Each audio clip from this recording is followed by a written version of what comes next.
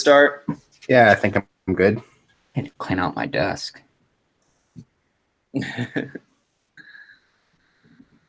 Fair warning. If I get a phone call, I have to take it. And I'm really sorry if that happens, but you two are going to have to run the show. I'll turn my camera on so I can make it pretty obvious. So just peek down at my video every once in a while, or if I'm gone, you know what happened. For sure. Works for me. Sorry, fellas. All right, here we go. Welcome to the USL show. This is Phil, and we're going to do it. We're going to finally do it this week. We've taken a couple weeks off, and by that, I just mean we have just not been able to get our stuff together in life, and we've been getting stretched. It's the middle of the season, and so we're going to try to make it, keep it going and pushing every single week and getting more guests in here, more than likely, I think is what we're going to end up doing. But we're here, and we are brought to you by Golden Goal Press and Roughneck Scarves. Of course, the BGN Network, Beautiful Game Network, is our mothership. We're proud to be a part of that and proud to be grouped. It's very helpful to be grouped with all these other great podcasts covering the USL and other leagues around the country and even England. All right, we've got two guys with us. I want to start with Ryan tonight because he's wearing a pretty sexy kit right now. Yeah, it's he's flashing it for the live screen. Yeah, it's a new Queens Park Rangers kit. I got it shipped from that classic football shirt that I had just came across the site, and I was just been absolutely pumped to see it on sale because QPR was the first English club that I had ever watched. It was when they were back in the Premier League in the days of 14-15 season. But I was just elated to get it. It was just been a really cool kit to have. Yeah, without a doubt. It's a cool looking one. You can't see it if you're listening to the podcast. Red, white, and blue ribbon as the sleeve trim and the neckline. It's really cool. I thought it was old because it looked very 90s, 80s. I think that's what they're trying to go for last season. They're trying to do a homage to an old style kit that they had. And so I've been pretty pleased with it. So it's a nice kit. Without a doubt. Classic. What is it? ClassicFootballShirts.com? Yeah. It's a good way to waste a few hours at work if you don't want to work. Not a sponsor. Not a sponsor. All right. Sorry, Pony, we got to bring in here, man. How's it going? Not bad. I'm not wearing a kit, just the polo shirt I wore to work today. So much more dressed down. Yeah. If I sound funny, I sincerely apologize. My mic is not the quality it usually is. I'm still at work. So, things happen, but we're having a show tonight, and that's the important thing. But yeah, Pony comes straight from work and podcasts every single day, basically, right? Yeah, this thing kicks off at 6 o'clock my time, so if I get off at 5 on the dot, I'm usually home with about 20 minutes to spare. Yeah, crazy. Do you sometimes walk in the door and pop a beer and then join the podcast? That's what I would do. More or less, that's what I do. Perfect. Good. All right. Well, Pony, we're talking to you. I wanted to save you for last for this smooth transition, which is you've been wanting to talk about refs lately. And I feel like you should talk about first, before you start the rant, maybe kind of fill us in if people don't know exactly what's been going on. There's been a lot of bad refereeing lately, and even people around the league, different, figureheads around the league have been mentioning this. Yeah, it always comes up at least once or twice a season where a ref does something that's really questionable and everyone gets on them, because it's not one of those where you could say, well, maybe if they saw it this way. It's more of a, why would anyone do that, especially at this level? And it happened apparently again pretty recently here. There's been a couple of weird ones. I know the one that got me the most was the Charleston game, where I think the last event of the game was a straight red card followed by a second yellow card, and then the game ended. It was just boom, boom, boom, and so 2 people got sent off with no. I don't think the game even resumed. That was just it. The ref blew the whistle for time. So it's been weird again. Yeah, and I think next match. What did you say? Sorry. Oh, I was saying, and that'll impact their next match. So it's more like just punishing them for the next fixture rather than sending them off to have any impact on the game at all. Yeah, but I mean, that is part of the punishment. that's part of what makes it worthwhile to do it right before the end of the game, I suppose. But yeah, it's been hurting a lot of teams, and I think one of maybe the more decent complaints I saw was talking about how the level of USL has raised recently. And so maybe that expectation needs to be put on referees. I thought that was one of the better arguments that could possibly be true. We don't have the background on that, but I don't know. How does that strike you, Pony? No, I think that's basically it. Over the last even few years, if you want to go back 5 years, and the level of the USL is massively different. The teams that were the best ones 5 years ago, they would not be the best team today if they just got pulled forward. Mm-hmm. They might be good, but they're nowhere near the top teams in the league right now. But the problem is, if you look at the refs, a lot of these names I've been seeing for the last 5 years. They're the same people. So it would be the equivalent of asking maybe a ref for the USL now to go ref MLS. It's like, well, if it's close, just throw them up there and see how they do. There needs to be more refs brought in, and that's really hard to do because being a ref absolutely sucks. I think I'm not sure if anyone else has ever been like a licensed soccer referee, but I did that from maybe like when I was a lot younger. I think I stopped either around the start of high school because just other stuff comes up and you can't take that time off. But it's incredible how much hate you have people giving what's like a 13-year-old kid who's reffing their 8-year-old's game. Yeah. It's one of those things where if a random adult came up and said that to your kid, these same refs, these same parents would be willing to start to get in a fight with a random person, but they're happy to shoo out someone who's just doing this for part-time money on the weekend. And it's a parent problem. I think it's a problem with the parents is it just kills off the joy, except for the people who really, really want to be a ref. It just cuts off the transition for so many people so quickly in their careers.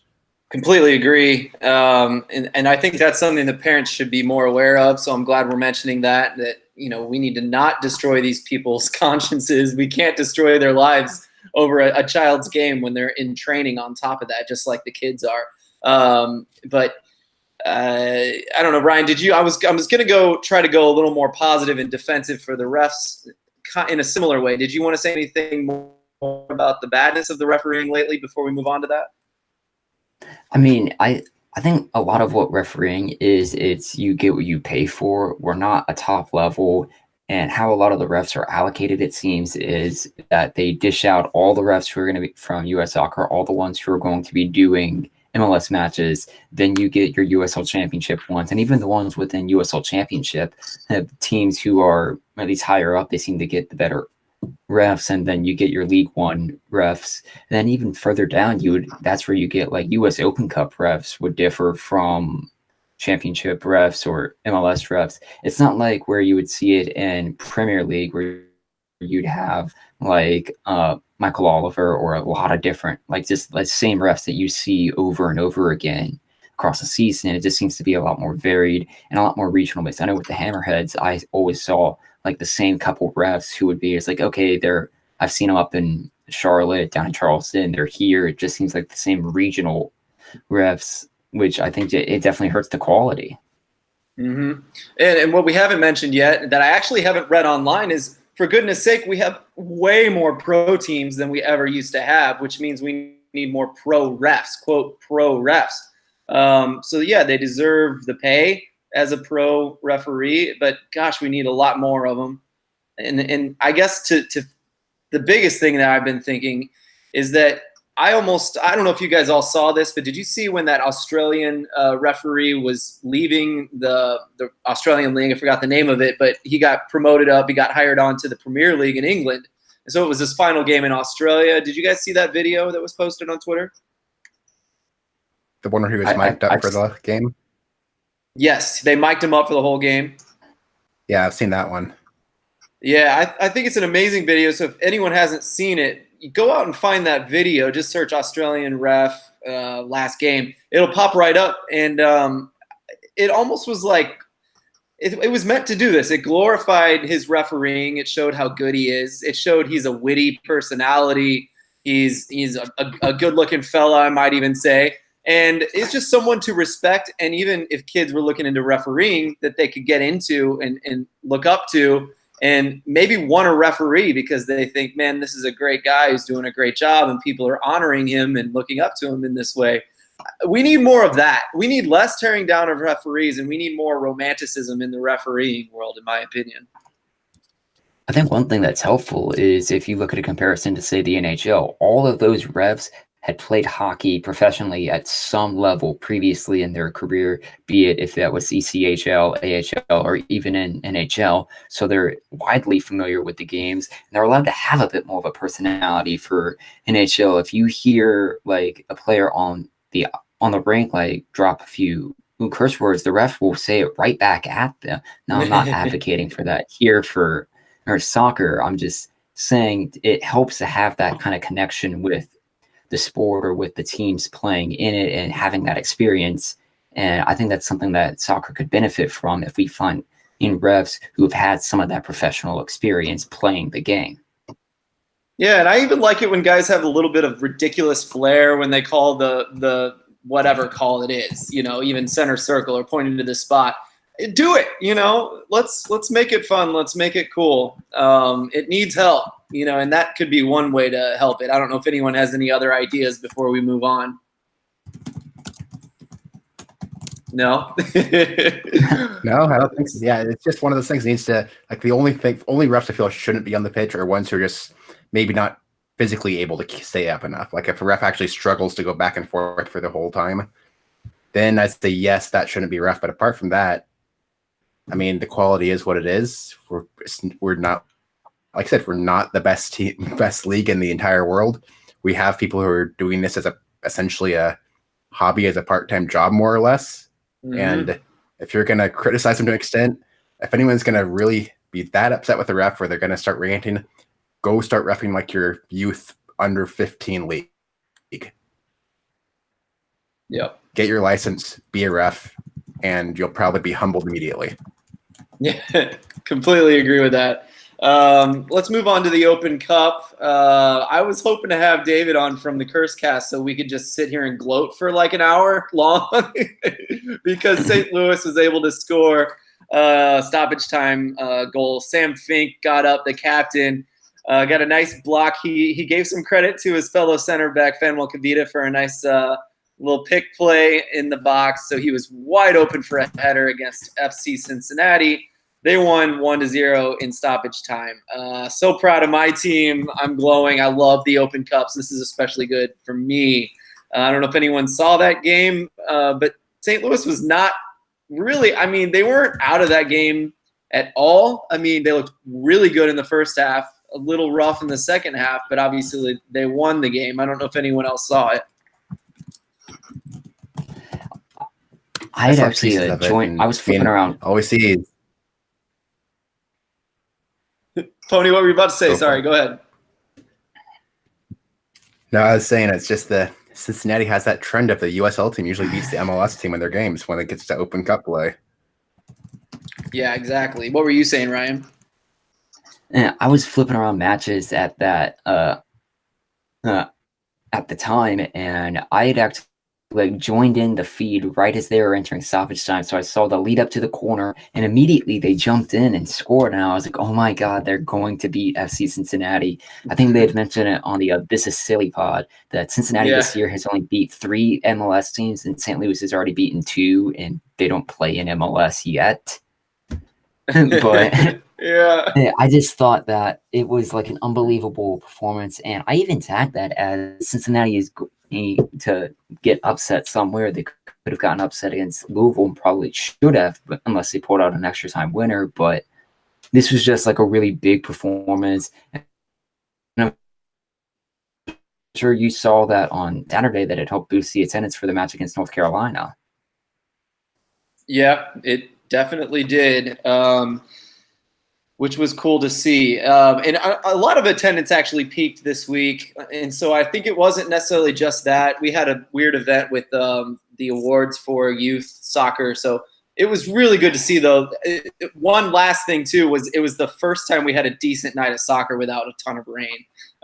But still, St. Louis had almost 6,000 there, and it was a really good crowd from North Carolina. I hope that continues because we have such a good thing going out there. I feel like a lot of USL fans feel like their attendance should be better than it is.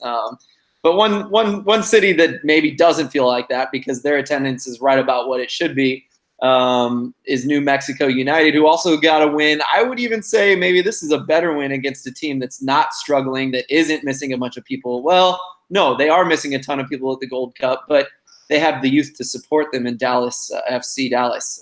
What a cool game, right? Who watched that one? Tony, did you watch that? No, most of the Gold Cup ones are Wednesdays, and Wednesdays are usually a bad night for me to catch stuff.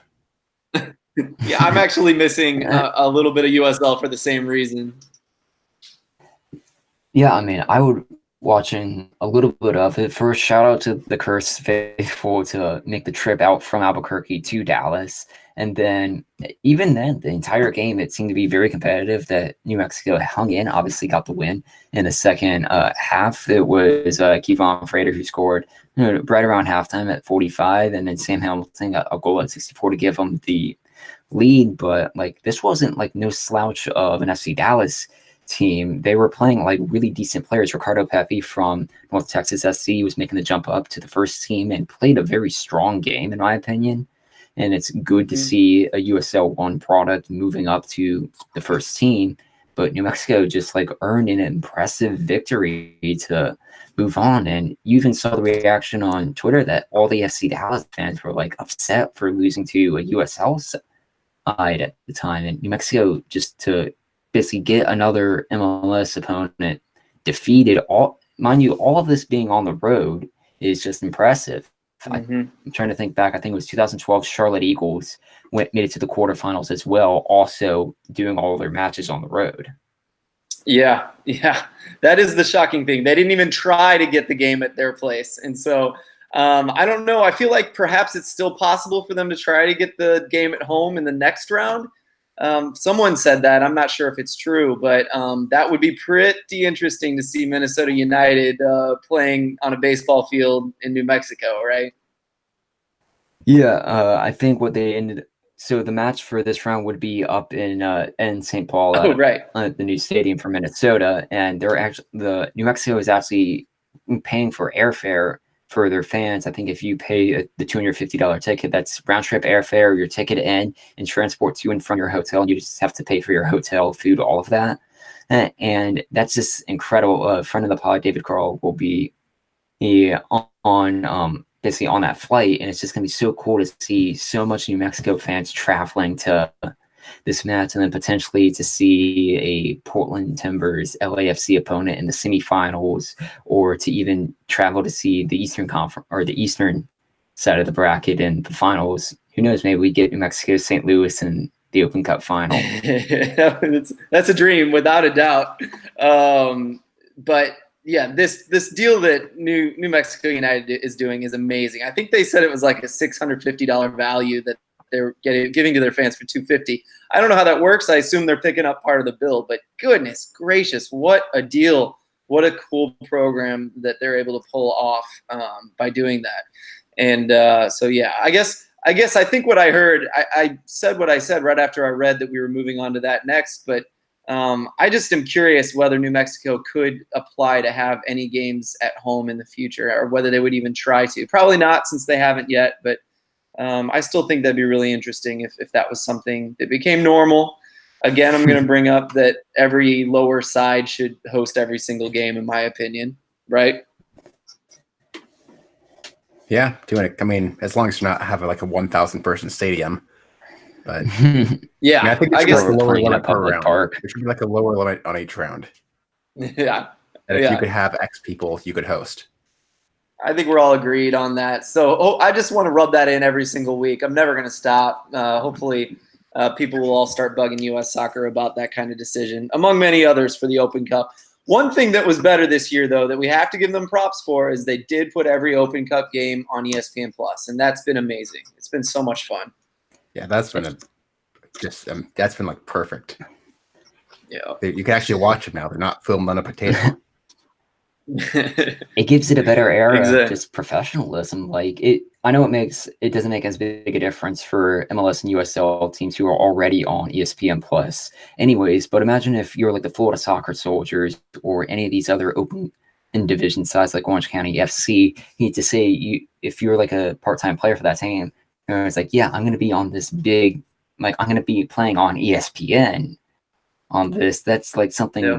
unheard of. Like a few years ago when Christos made that, I remember watching that stream on US Soccer's website and thinking, it's like, oh, this is so cool. They're playing DC United on this site. And to even think of how far we've come for this tournament.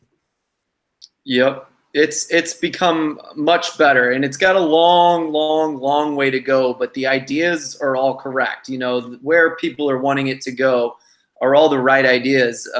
We just need to get US Soccer to agree with this all, I think. So, or just start a freaking committee and let us make decisions for you, and you can just turn it down if you can't afford it. You know, like we all know what you need to do. You just don't.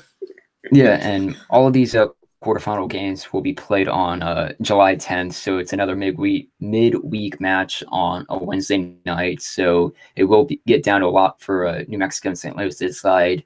Do you throw what you got at the Cup, or do you try and take or save it a bit for the league, especially for New Mexico, who's around 5th in the Western Conference. St. Louis is down near 9th. Yeah, and I've had a really busy day. St. Louis was going to sign someone today, announce a signing today, and I meant to look that up before we get on. I just didn't get the chance. I'm trying to pull it up now, but what I do want to say is that St. Louis is stretched as hell, and they've had a bad run in the league, and the main reason was I really think it's because of a mix of injuries and trying to double up on all these games. So it looks like we signed a midfielder, Matt Thomas. I'm going to have to look into him a little bit later, but that's something to look into.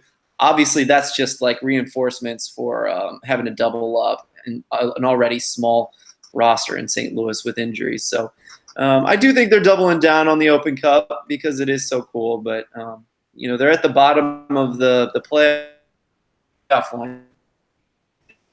Yeah, in the league. New Mexico's doing quite a bit better in that regard. So. Yeah, in the league, St. Louis is winless in their last 5. I think New Mexico's also on a pretty bad winless streak. Well, they're winless in 4.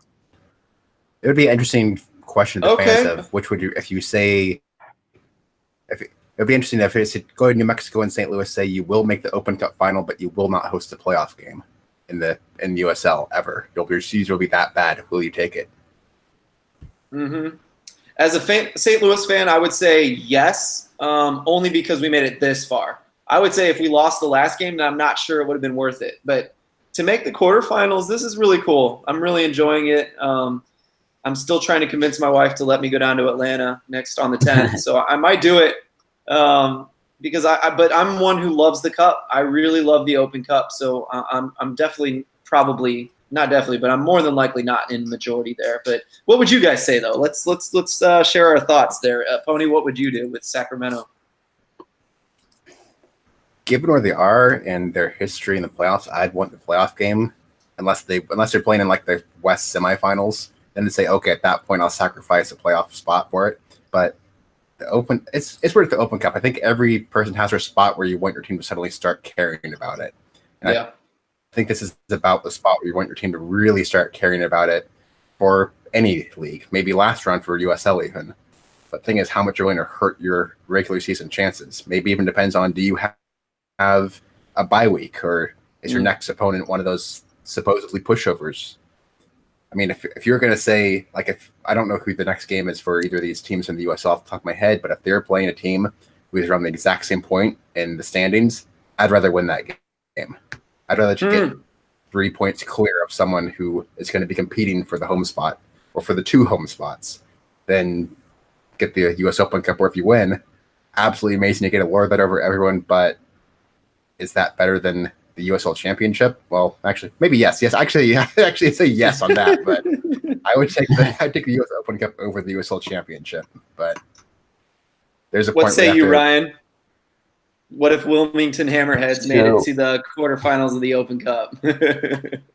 I'd say go after the Open Cup just because we've never gotten really anywhere close to a championship unless you count, I think, 2012 when we played Charleston Battery. And even then, we were a low seed from that playoffs, a 5 seed that played the 4 seed Charleston Battery. For the record, Charlotte Independence on the road is who St. Louis is playing after their Atlanta match. And New Mexico actually faces a very busy schedule for the Saturday after their Minnesota Open Cup match. They're on the road at Fresno, and then the very Thursday following that, they play Cardiff in a club friendly.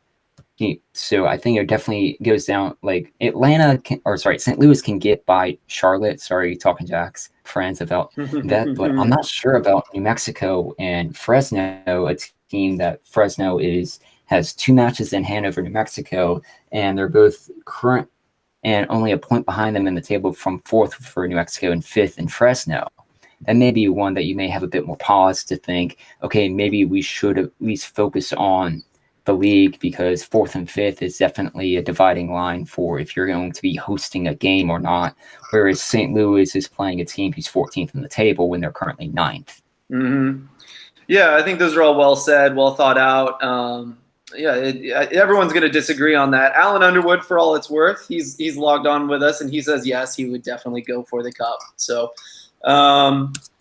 here we are. My team's going, and I hope they get one more round in. That'd be really cool. I mean, at this point, that you just have to win 3 more games, and it's spot for CONCACAF Champions League on the line to get in for this one. And for St. Louis, that's just beating Atlanta, beating the winner of NYCFC Orlando, and then beating the West winner. For New Mexico, that's beating Minnesota, beat Portland or LAFC, who's going to be a tough team this time. Within reach, it's doable at this point.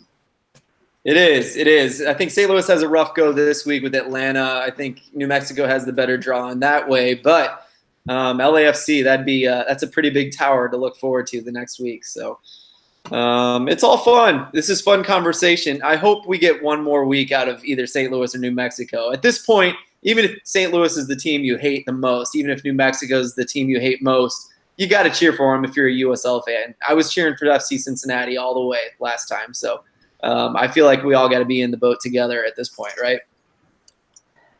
Unless you're a fan of other team, then it's a split $25K to whoever goes further. Mm-hmm. Yep. That doesn't hurt either. Let's move on to the next topic. North Carolina FC proposed Downtown South Stadium project for what? $2 billion. That is correct, everyone. Ryan, can you fill us in on that one? So this was at least swirling around through meetings last night to officially be publicly announced today. The Downtown South is basically an entertainment district in Southeast Raleigh.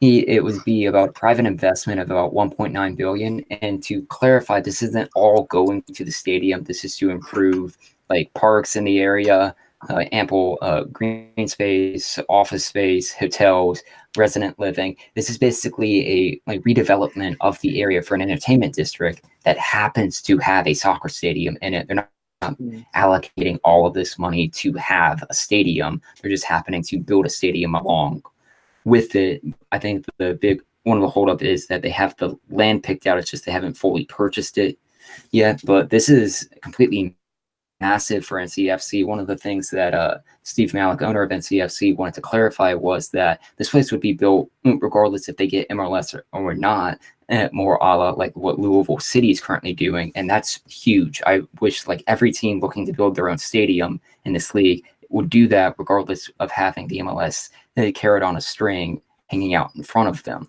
It would be about a 20,000 seat facility from what it says. And this is just a big congrats to our friends of the show, 6 Point Weekend, on this stadium development. Obviously, there are a lot of hurdles to jump, and they're trying to at least open the place in time for 2023. But this is at least a massive proposal from NCFC. Huge. And this is like the I don't know, the jackpot if you're a league. You want a soccer stadium, but you want it surrounded by something that makes it special. It makes it all inclusive, that makes it so you can have a big event and you can block off all the side streets, because the main thing is just a big development that is meant for events.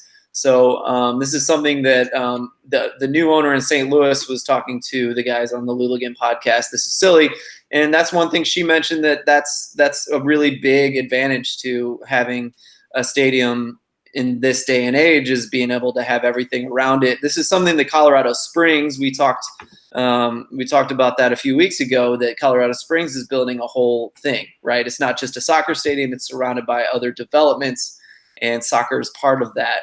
I've even heard rumors that some people are, soccer is so hot right now that people are using soccer stadiums in order to get all the other stuff they want built, which is sometimes business districts or hotels or other things they can make more money on other than soccer. So that's a pretty cool thing, no matter what, even if it's not the best intentions. It's cool that people are that soccer is such a big deal that they're using it for other reasons, perhaps. Pony, you're about to get something in Sacramento. Is this something they talk about building around the stadium on top of the stadium itself? Yeah, it's definitely been brought up. If we're going to also do this, this, and this, if you look at just like a Google Earth image of Sacramento, if you go to downtown, even if you have no idea where the soccer stadium is going, you could probably figure it out, because it's that big empty spot up there that has nothing there but a couple streets laid out. And it's smart. It's a way to get more people involved and on board. And if you just say stadium or just this, that way you could pull from every camp. You could pull from people going, oh, this is going to be a business district and restaurants and this and, a stadium even, and then some apartments and blah, blah, blah. But it's smart. It's a good way to, I don't want to say compromise really, but a way to get everyone interested in it. I don't think Sacramento is going quite as big as what North Carolina is talking about, because I don't think there's maybe not as much room there. But it's a good idea. It's just a way to make everybody happy with your proposal. Yeah, without a doubt. Any other thoughts on North Carolina, Ryan? Not specifically to North Carolina, but you're seeing that now with new stadiums, that it's no longer you just build the stadium and that's it. Everything today has to have things around it, things to do. If you look at the new Tottenham Stadium over in North London, and they have a pub in it, a restaurant, the store is open. This is stuff they're trying to make these stadiums like a center event to go to, regardless if there's a match there or not, or if this game's in season. When I visit Atlanta, the new Atlanta Braves Stadium is right near my grandparents' house, and all down there they have retail places, restaurants, and garage parking to get to all these places, even places you can live in and be right next to the stadium. And I've even said with my parents, like, yeah, let's just go over to the stadium. We can go to the restaurants, we can and shop around, and we can go there when there is even a baseball game going on or not. And that's the goal of all these stadiums, is to try and create a district, create a location that attracts people into it, that makes them want to come and want to visit these venues if there's an event going on or not. Yeah, Alan actually just said it's the problem with OCSC in Orange County. He means there's nothing around that stadium, so there's nothing to pull people in. And St. Louis has the same problem currently in Fenton. There's really nothing around there, but there is this giant soccer complex. It's a great stadium, especially for USL. But some people argue that they're not bringing in enough people for that reason. It's hard to disagree with that to a certain extent. So these new development deals with the USL, I think the league itself is just loving it. The possible Chicago thing, I think what the Bay Area thing has been a bit of a disaster, but if it were to work out, it would be great. No matter what their intentions are. So it's just a thing that works, and hopefully we see more and more of that. Let's move on to this other thing. Speaking of soccer stadiums, there's a deadline I forgot about, but Ryan's reminding us about it right now. What deadline is that, Ryan? So a few years ago, they had published out a deadline for teams currently in USL to be in a soccer-specific stadium or building one by 2020, and that deadline is fast approaching. Now, we've had a few recent expansion teams, i.e. we've mentioned New Mexico previously on the pod, but Memphis, El Paso, all of these teams are swirling around. I think the expansion sides have a different timetable, because it'd be unfair to enter in. It's like, okay, you need a stadium immediately. But there are a few established sides that I'm not sure if they have things going on behind the scenes or if they have stuff planned that don't currently have a soccer-specific stadium to play in, or they're not planning to move in. For instance, Reno and Tulsa come up, and it just makes me curious, like, what will end up happening to these sides once this deadline comes and goes. Yeah, that's really scary. I mean, I think we've been warned that clubs are going to go down, and I think we've all been like, "Oh, great, let's get rid of the two sides because they're the evil of the USL right now." In people's minds, I'm not necessarily jumping on that, but we don't consider the indie sides that we love, like Tulsa, Reno, like you just mentioned, really good teams that would hate to see drop down. I wonder how hard that deadline is. And I think they may argue something that if they're being lenient with the expansion teams, that they may have just said that deadline as something previously set as just like picking a date out of thin air. And then they'll argue that, okay, the expansion teams are getting a little bit of a break on it. Can't we have a break as well? It makes me curious what we'll see as who will be dropping down next season. And I can imagine in a few years down the line, USL League One is probably going to come out and say, okay, here's a hard set deadline to get into your own stadium as well.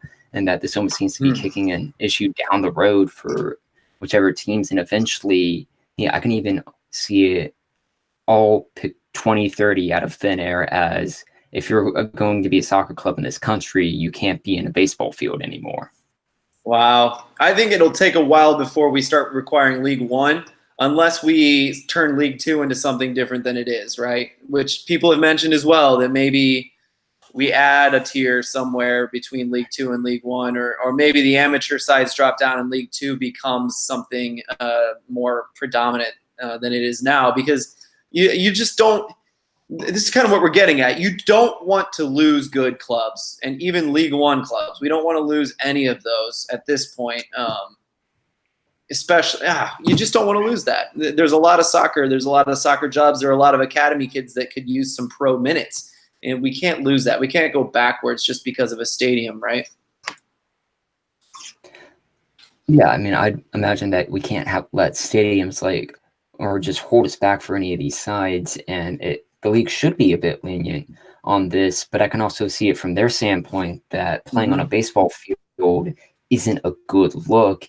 It doesn't exude the most quality of professionalism, and in their opinion, they want to have this be one of the most predominant soccer leagues on the planet, and you can't do that by playing in baseball field. I mean, Pony, what is your thoughts on this entire situation? I mean, I don't think they're going to kick anyone who's good out of USL due to soccer stadium issues. I mean, I really think at the end of the season, they're going to go, oh, Reno, he didn't get figured out, down to League One. No, because that's a successful team who draws fans, and they're going to find a reason to keep it around. They might. I mean, I really don't see them kicking teams out until we have enough good teams all at around maybe like 8,000 a game to where you can say, okay, if it's been 10 years, you haven't figured it out, now you're out type one. I mean, I'd like them to get all soccer-specific soccer stadiums and not be in baseball fields, but sometimes that's just not really feasible, and I don't think it's worth it for the USL to actually start kicking down teams who don't technically qualify at this point yet. Yeah. As much as I'd like them to figure it out, it's not worth it to lose 5 successful teams to make the league look prettier. Yeah, and I'm going to bring up that unfortunate situation that is that LaSalle situation with Bethlehem Steel picking the wrong stadium and letting them play there and messing up what wasn't as bad of a stadium in now I'm forgetting all the names, but where they were playing was bad because of lights, but then they allowed a different one. It was all a mess basically. And I guess they're giving them time to figure it out, more time than they should, more time than they said they would. So I imagine, Pony, to a certain extent, you're right, is all I'm getting at there. Yeah, it's a good idea, but they're never going to execute on it until it becomes viable to execute on it. Yeah. Yeah, I agree with that. But their intentions are good. we needed to make sure that Bethlehem Steel, if they're going to do this, they should be in a stadium that is the right one, or they can drop down to League One, and people will all know that they need to do that for the right reason. So, USL is doing the right thing. It's just, when do they draw the hard line, and how many mistakes do they make on the way out, I guess, is another one we could talk about. What I could see them doing is saying, once it gets to 2020, you cannot join the USL if you're in a baseball stadium. Yeah, that's a good one. That's a good point. Yeah. Yeah, take that, NYCFC. That's right. Sorry for the scattered statements there. Sorry for the scattered statements there. I was trying to do two things at once. We were about to talk about USL San Diego, and we'd just be stupid. Alan's logged on with us right now on the chat, and he was willing to come on. Alan, are you there? I am here. Dude, tell us about San Diego and the USL. There's no one better. You've been dying for soccer in that city, and you're about to finally get it, maybe. We have, and everything that's been said is this is official. Like the league has given them the okay. They have a lease of a soccer-specific stadium at University of San Diego. It seats about 6,000 right now, but they've reached an agreement with the university to expand it to 8,000 seats. It's a great stadium. I went and saw Toronto play Xolos preseason match, and it was a great venue. They've even talked about working out beer situation, so you can get beer at the game, which they usually don't sell because it's a college campus. It's a beautiful campus that overlooks Pacific Beach. If you know the San Diego area, kind of sits up on a hill. It's right by SeaWorld again, so a pretty centralized location. Landon Donovan is involved. He even said today on a podcast, Unnamed Soccer, shout out to them, that he's interested in coaching. So they're looking for some more local investors. They're obviously engaged in the community about names and colors. San Diego cannot be more excited. They're a little reserved too, because this is not the first exploration of soccer in San Diego. So there's a little bit of reservation until we get tickets in hand. But it's pretty palpable down here. People are pretty stoked about it. I'm stoked about it. There's been tons of media coverage, and there's already supporting groups set up because of Soccer City for the MLS thing. There's outdoor soccer, indoor soccer fans. There's a huge soccer community. Just look at ratings for World Cup watching. So I am beyond ecstatic. They're looking for either this next season or maybe the season after to start. Yeah, Ryan put in our notes here, helpfully, that I had forgotten about this. This is not 1904 FC, which is something we're kind of there. Yeah. No, 1904 was the one that wanted to be part of USL, but was not admitted, probably because of lack of local ownership. It's owned by Demba Ba and Eden Hazard and a bunch of guys who it's great and they have names, but just the lack of even information from NISA, which you've talked about on your previous podcast, the lack of information coming from NISA, down here, we're all right, great, we have USL. What happened with that 1904 team? And it was no one knows. People are asking questions and posting on social media, and there really isn't a whole lot besides a countdown to when kickoff is, but we don't know who's coaching or who the players are or even where they're playing. That's still a question mark. But it seems like the USL side has really nailed a lot of those things down ahead of time before they announced. They had the stadium locked down. They have that agreement, I think, for the next 3 years at Torero Stadium, and then we'll see what happens from there. Obviously, Landon Donovan being involved means there's tons of media coverage about it, which is great. Yep. What is it? Ryan Madden, I believe, came out and went to a watch party for the women's national team.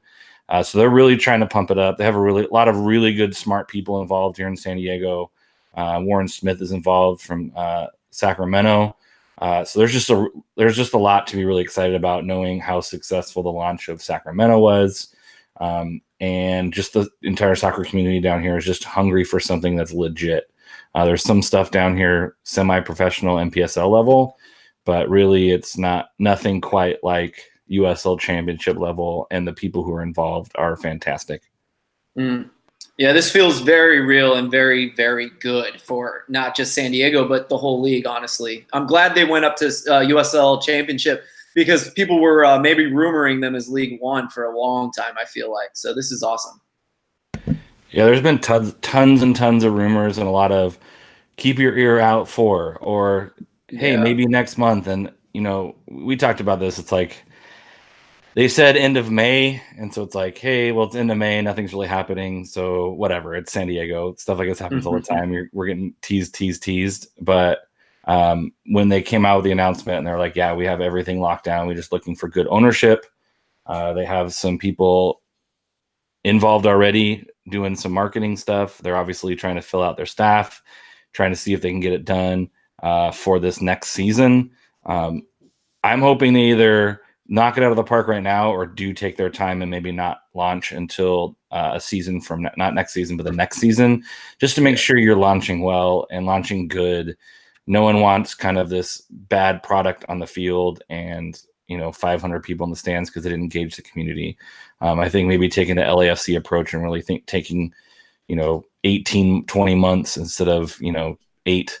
I would be okay with that. I would be okay with building slowly and doing it right and making sure the product's really good, because we see what's happened with teams like New Mexico, and even with Austin Bold, there's a little bit, there's still excitement there, and El Paso. So I'm hoping we do it the right way.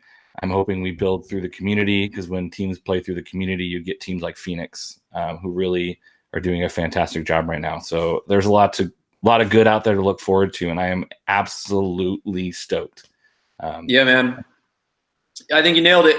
I couldn't agree any more with what you were saying. You want to hang? Thanks for joining us, first of all. But you want to hang around and talk about the Gold Cup a bit? Yeah, I can hang out a little bit.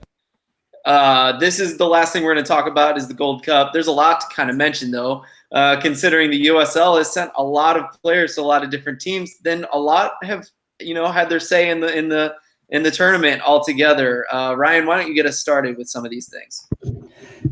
Yeah, so with the Gold Cup, there's still actually matches going on as we speak to kind of decide Group C, but these are currently 6 of the 8 sides who have already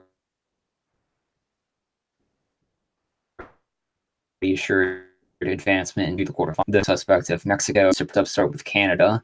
Haiti had won Group B shockingly over Costa Rica, who will also advance. And then in Group D, we had the United States and Panama, who are both currently level on points. That'll get decided tomorrow on who will be basically have the top spot of the group.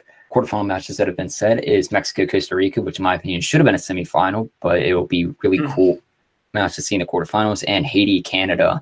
I know I've been following for that. Pony, would you like to expand a bit more on the Nations League? Yeah, Nations League is coming up this fall. It's basically the same teams in the Gold Cup plus the next 4 out, which we'll be seeing like your Jamaicas and all those guys. You think, why? Well, no, the other way around. Sorry, but there's adding a couple more good teams, or removing a few good teams. Sorry, got it all backwards there. But I mean, we're going to see Costa Rica, Bermuda playing again in the Nations League coming this fall, which will be very interesting because that's a strong group. But Gold Cup, by the way. Yes, that just happened. But it'll be interesting to see because we've seen a lot of upsets. We've seen a lot of teams, especially the non-FIFA teams, making some okay performances in this cup. And overall, it's nice to see the USL teams players showing up, actually getting playing time and then playing well. And the thing is, you almost have to wonder if these USL teams are hoping their players come back soon and don't keep advancing at the Gold Cup, because there goes another 2 games without one of your better players. Mm-hmm. It's interesting how much of an impact this actually could have on the USL. Without a doubt. Completely agree there. It's been really cool to see a team like Jamaica have so many USL players, and people last year making jokes about that. And then, this happens. Granted, they have some really incredible players, but you can service a good team with some of the USL best. We have to say that they are some of the best players in the USL. And some of them probably deserve a chance in MLS, but it's cool to see them do so well.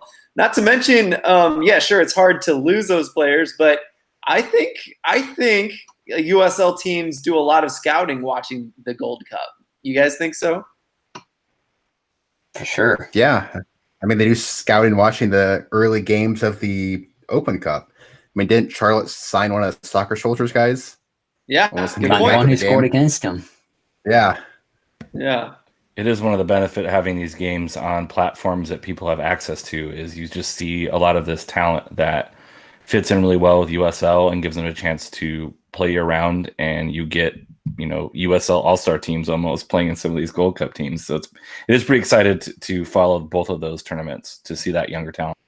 Yeah, I think it was Mark Murray from League One Fun mentioned some USL League One team he's assigned number 7 from Bermuda. Why wouldn't you? The guy looked good. So, it could happen. I know St. Louis a couple of years ago, I think, was looking at a Gold Cup player. And honestly, because of the Gold Cup, I think they decided not to give him a shot because he was going to be gone too long. But, it happens. It happens. So it's been fun as USL fans to watch the Gold Cup. Should we talk about the U.S. a little bit? I said earlier that I haven't been up with USL as well because I've been watching a little too much Gold Cup in that way. The U.S. kind of started rough, and they've been getting better every time, but they're finally about to play someone somewhat difficult, right? Yeah, I mean, Panama is going to be no slouch. It's probably going to be the toughest team of their group.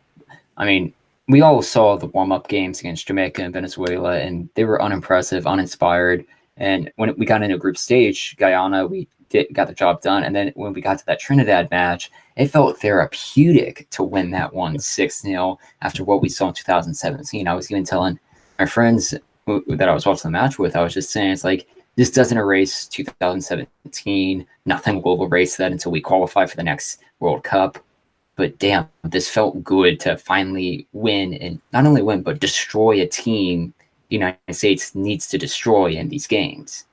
Yeah, completely agree. And one thing that worries me is they haven't looked good in the first half, really, in either game against such a bad sides in Guyana and Trinidad. But they do get it done in the second half pretty overwhelmingly. And I wanted to bring that up just because I keep being reminded. I think it was Nicholas Murray posted about Indy 11 that they're doing so well, but they're winning 1-0 games and they're losing a lot of these games, or they're winning by a goal or something, but they're scoring at the end of a game to win, and they're losing in games like 83 minutes of every game or something like that. It's really crazy. So I thought that was interesting to put a parallel between what U.S. has been doing lately and Indy 11. And the one tidbit about Panama is the only team U.S. has lost to in Gold Cup group stage history. So there is a little bit of history of Panama playing them well. I think it was 2007. So it was a while ago, but still they have that history and that belief that, U.S. has only lost once in group stage, and it's against Panama, against a pretty decent team too. So I'm looking forward to that test. Yeah, correct me if I'm wrong. Is this in the qualifying? Is this the team that had like Pescadito and he did that crazy header over Bradley or something that was a chip over the keeper? Is that correct? That may be too deep of a dive for the USL show. I apologize, but anyway, yeah, Panama. We've had some bad luck with them. We can't overlook them, and losing, not going. Yeah, go ahead. Ryan, I'm sorry. I thought you were going to say something. Yeah, it was 2011 for the Gold Cup defeat to Panama, June 11, 2011. Clarence Goodson scored the goal for the only goal for the United States, and an own goal for Panama. Oh, okay. Maybe that's what I was thinking of. Anyway, like I said, deep dive for the USL show. I just wanted to geek out on the US a little bit.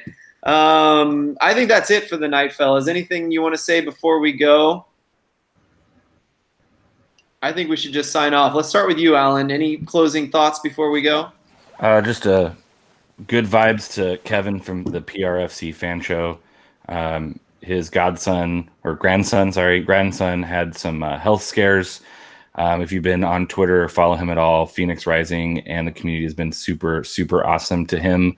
Just sending him good vibes regarding that with his very young grandson. So continue to send him good vibes.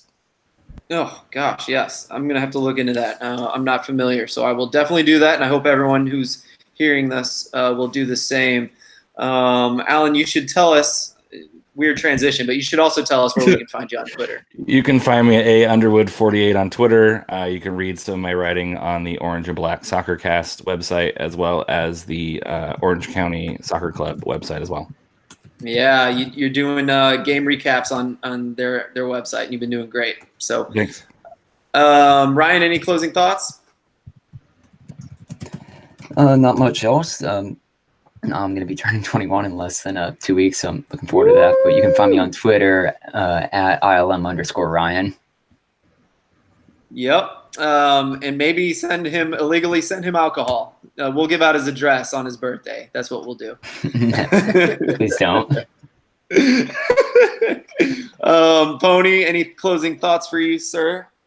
Let's see. I did look up the Gold Cup and Nations Cup difference. The Nations Cup is all the Gold Cup teams minus Guyana, Jamaica, Nicaragua, and El Salvador. Oh, weird. Do we know why before we go? They did a tournament to see who gets in. Okay. And all those teams were tied for qualifying but lost on goal differential. Oh, that's so weird. But that's kind of the point, right? Is to give smaller teams the chance they wouldn't have otherwise gotten. Isn't that kind of the point? Yeah, so you see your Haiti, Curacao, Bermuda, Cuba, Canada, all qualified. Yeah, I do love it. Group A. I do hate to interrupt, but Curacao, hot breaking news, Curacao just scored against Jamaica to tie it up 1-1. Yeah, So there's a chance that Curacao might make it through to the next round. Oh, Yeah, it's a full-time Nicaragua score. wins Curacao. Yeah. Okay. Nicaragua So- wins Yeah, Curaçao's Honduras through. Honduras has to beat El Salvador. Or is it? I thought it was Nicaragua. Okay, messed those two up. So Yeah, if Nicaragua's it in were the to previous group, stand this way, who's likely to go through right now? El Salvador has the 1 goal differential. Curacao is at 0 for goal differential, Wow. and they're both Just- level on points. But Jamaica should go through no matter what. Yeah, Yeah, to make it through. Okay. Crazy. Still crazy. Love it though. I love that Nations League did this. So cool. USL Pony. You can find him on Twitter. I don't know if he said that. I I'm did Phil not. Grooms. I'm at Phil Grooms with 2 L's and 2 O's. I'll read the ads later. I got to get out of my job, get home, and I'll finish up this show there. Thanks, everyone, for listening. It's the USL Show, part of the Beautiful Game Network. Talk to you guys next week.